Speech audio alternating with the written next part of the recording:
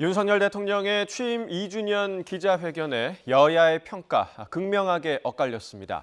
여당은 윤 대통령이 민생을 챙기고 소통을 늘리겠다고 한 점을 부각했지만 야당은 불통의 모습을 되풀이했다면서 냉랭한 반응을 보였습니다.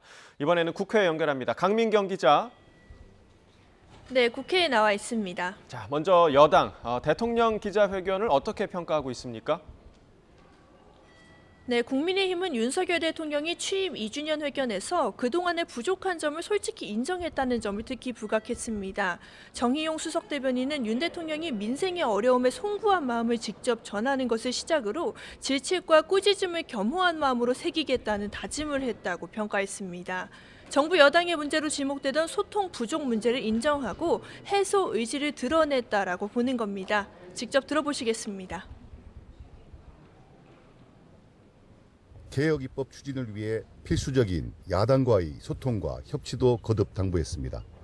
주제에 제한을 두지 않고 이어진 기자들과의 질의응답에서는 국민께서 궁금해할 모든 현안에 대해 대통령의 진솔하고 허심탄회한 입장을 직접 들을 수 있었습니다.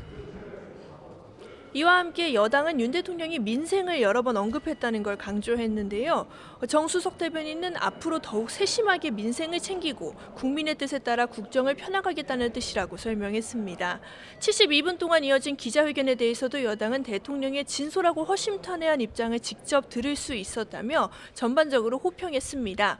김건희 여사 특검법에 사실상 거부 입장을 밝히고 최상병 특검법에 대해서는 조건부 수용만을 시사한 데 대해서는 원론적인 평가를 내놓았는데요.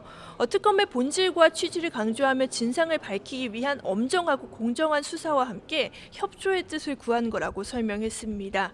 이에 대해 한 여당 관계자는 YTN과 만나 처음부터 특검은 받기 어려운 대목이었고 당의 입장도 크게 다르지 않다라고 전했습니다.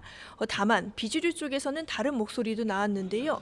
유승민 전 의원은 특검을 거부하는 자가 범인이라고 말했던 사람이 바로 윤 대통령 아니냐며 하나마나한 기자회견에 두려운 마음이 든다고 실망감을 내비쳤습니다.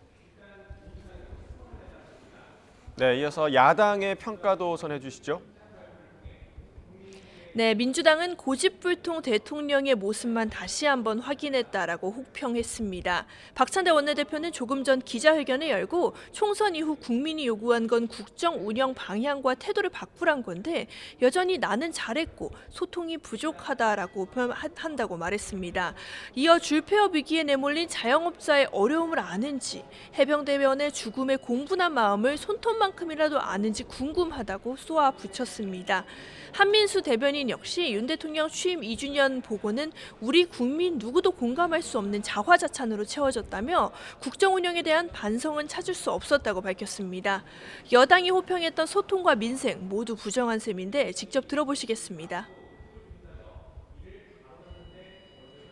언제까지 고집불통 대통령의 모습에 국민이 절망해야 합니까?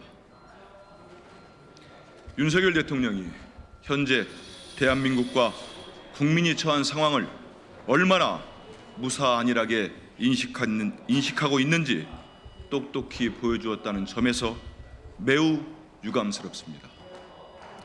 민주당은 윤 대통령이 국민의 명령인 김건희 여사 특검법과 해병대원 특검법을 수용할 의지가 없음을 분명히 했다고도 비판했습니다.